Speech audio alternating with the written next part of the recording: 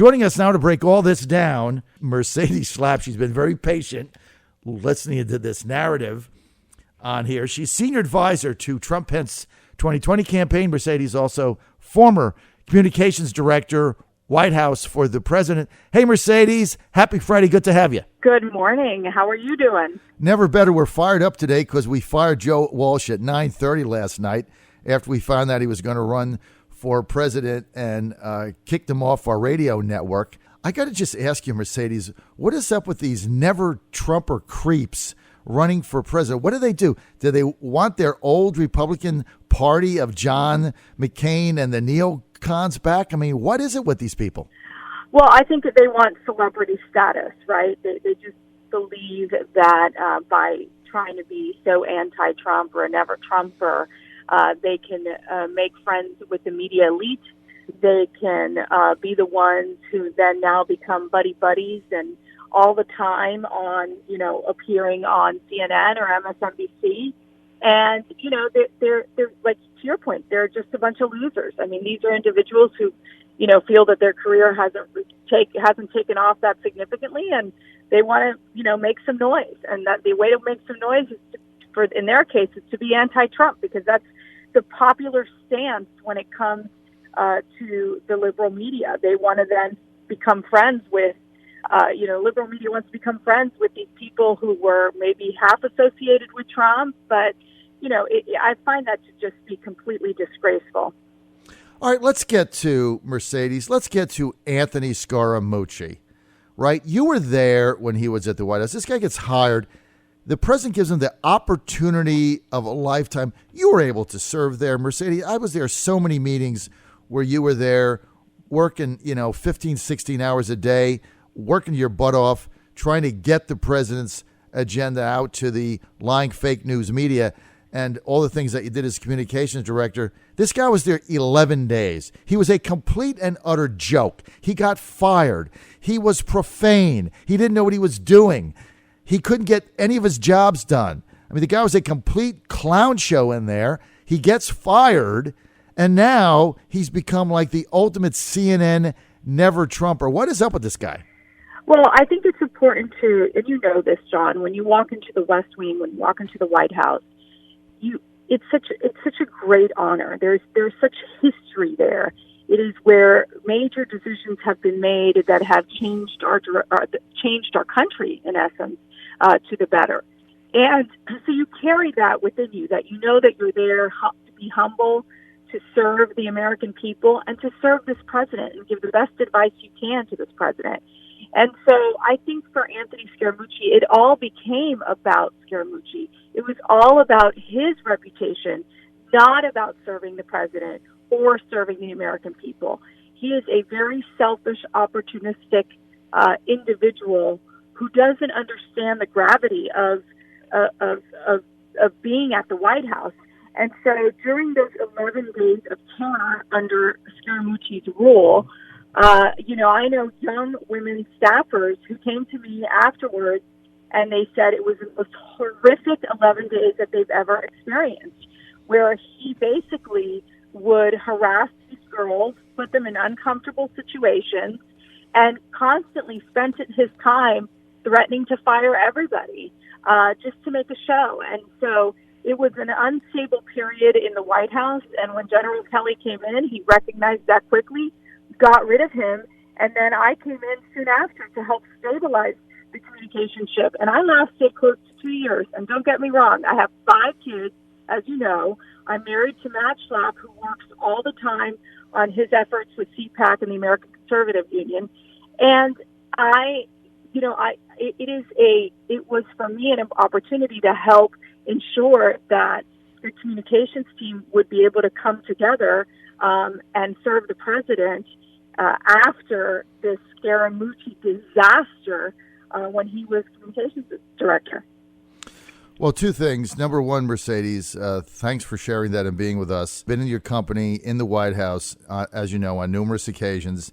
I remember one day sitting in your office where trying to coordinate a birthday party with one of your middle daughters and balancing that with what to get her and what time to take her, what time you had to leave. And when Matt had to come home. And so I remember sitting in your office in between talking to me, you were on the phone trying to coordinate a birthday party for your daughter. So you probably remember that. Yeah. But when you were there as communications director, and I've been in your company in the West Wing, I don't know, 25 times maybe in the 2 years you were there, you handled that job with just grace and class, really exuded what you just said, that it's a privilege to go in there, certainly even as a media guest like me or for yourself. And all your staff was just, once you got there and things settled down, it was really a very special place. And you were a big part of that, your demeanor, how you handled it, the people that were on your team like Julia Hahn and others, just fabulous people.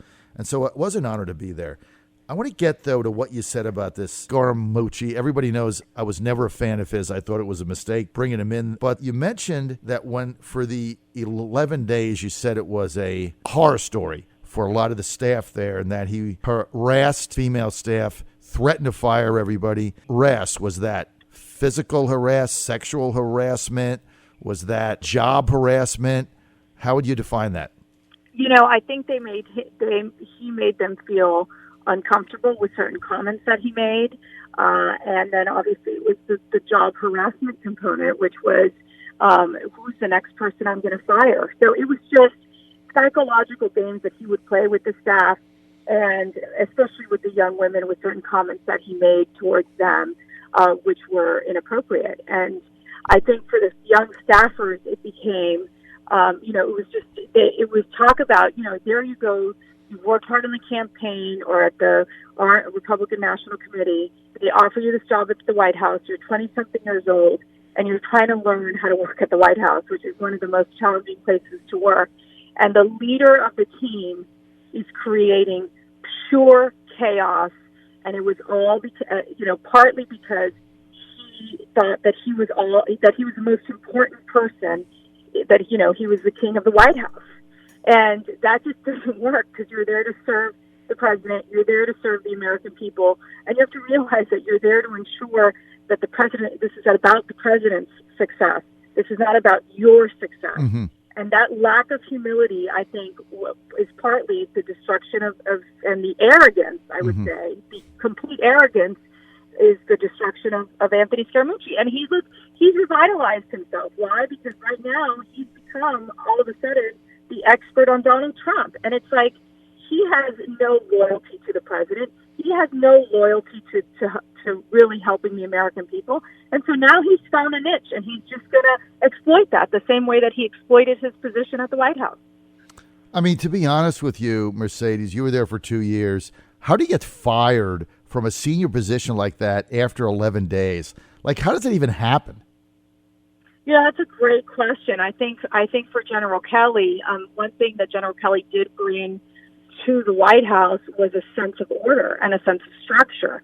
And I think that because there was so much chaos, and this went for Omarosa too, which I can go on Omarosa as well. I mean, you're talking about individuals who talk about prima donnas, and the fact that they felt that they were the most important people in the room, forgot about why they were at the White House. And I think that at the end of the day, that literally caused their downfall. So I think for General Kelly, he's like, we love America. This man is not respectful. He's not respectful to his team. He's not respectful to even the people who are in charge.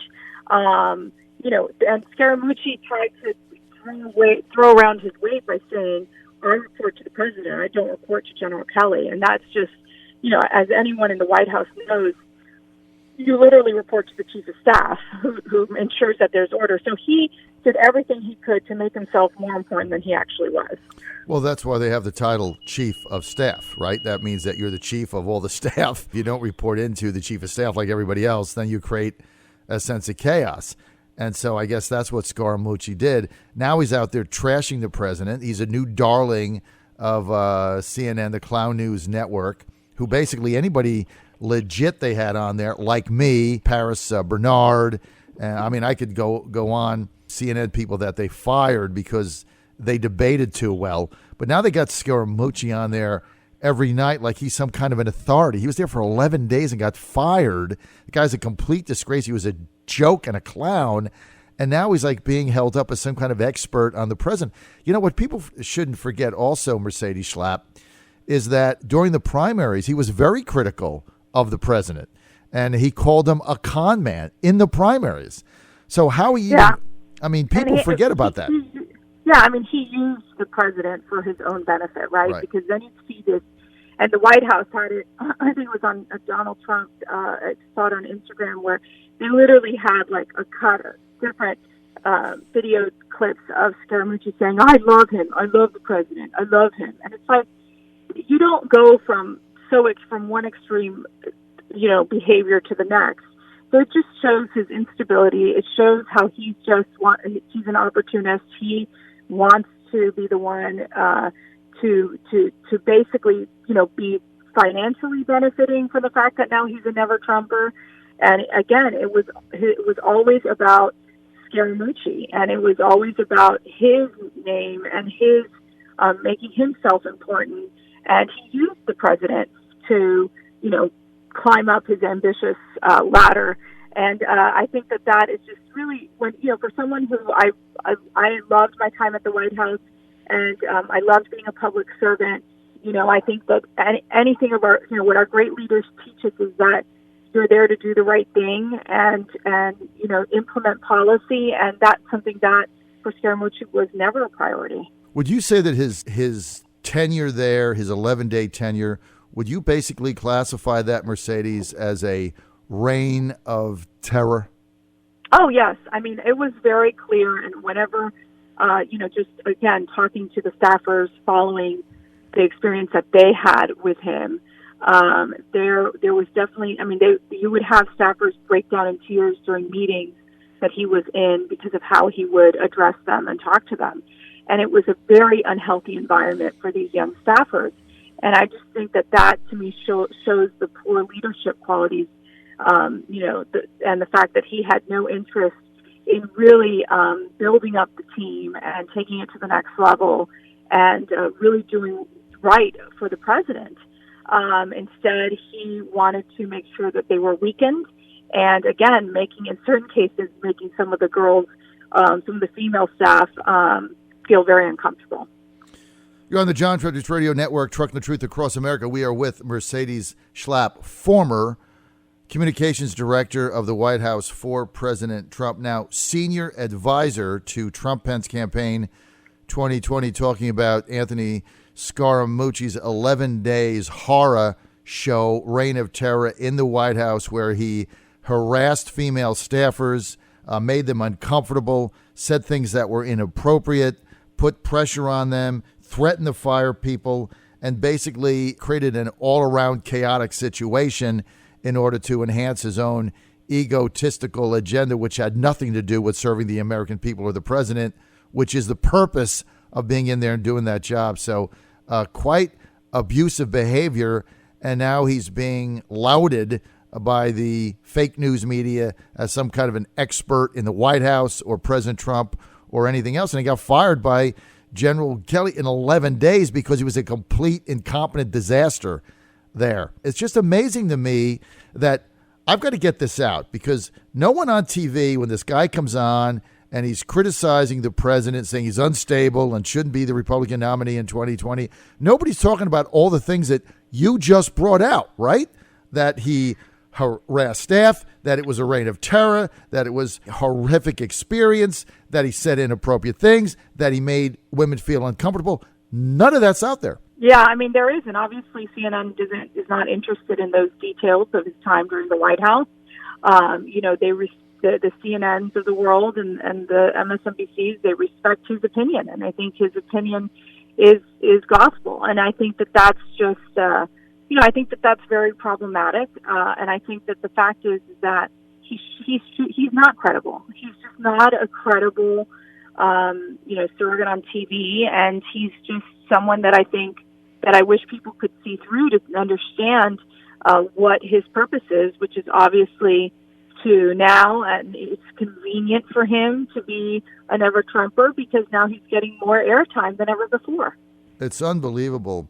And then basically, Mercedes, you had to go in there and clean up the mess. Is that an accurate statement? Oh, absolutely. I mean, I think, and I don't want to take, it's all the credit. Obviously I worked very closely with Sarah Sanders, who was a very strong leader too on the team. Hope Hicks was with us for some time following that. So, there was a lot of talent on the team. And we were able to, again, stabilize, expand, restructure the team, and get the communications team on the right, on the right path. And so I think it was something that was very unfortunate. And again, it just shows how unsuccessful he is, where he couldn't even survive the White House for more than 11 days. Unbelievable. And now he's all over CNN and MSNBC as if he's some kind of an authority. Mercedes, appreciate your time and your candor today. No one knows better what went on than you, because you were the one that had to come in, clean up the mess, and get everybody calmed down. And again, I just want to tell my audience, I've been in Mercedes' company in the White House over a 2-year period.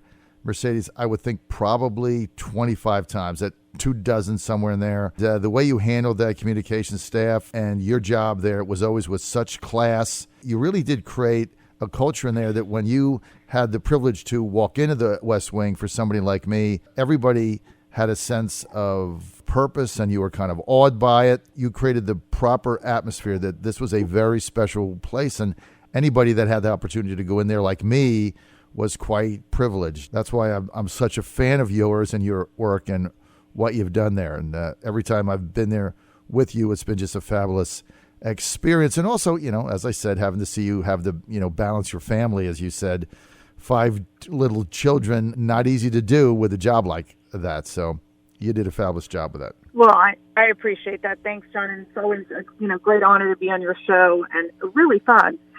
Thanks for having me on. Well, we always have fun. Mercedes Schlapp, thanks for being with us. Mercedes, former White House communications director. She was there for a 2-year period. She cleaned up the Anthony Scaramucci disaster, and now she's senior advisor, Trump-Pence 2020. Mercedes, we're going to have you on a regular basis. Children willing, they're going back to school in, a week? Yeah, so they start next, 3 of them start next week, and then the other 2, the high schoolers, start the week after. So we're busy getting ourselves ready for the next year. 5 girls. And of course, with the election at hand, it's gonna be insane, but we're ready. We're ready. All right. I don't know how your husband met 5 girls. 5 girls. You've got to manage 5 daughters. Mercedes, thanks for being with us. Thank you so much.